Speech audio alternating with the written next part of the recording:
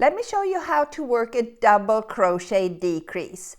The pattern will say DC, DEC, which is short for double crochet decrease. And you would work these over the next 2 stitches.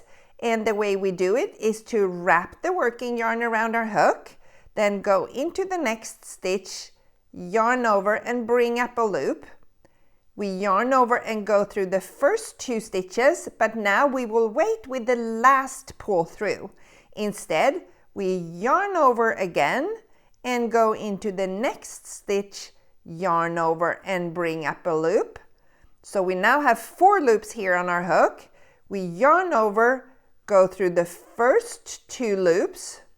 So now we have the last pull through of both those 2 stitches left, and we will yarn over and go through all those 3 loops.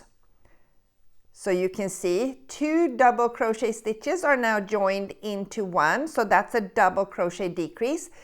And let's work one more together. We yarn over, go into the next stitch, bring up a loop, yarn over and go through the first 2 loops, yarn over and go into the next stitch, yarn over and bring up a loop, yarn over and go through the first 2 loops.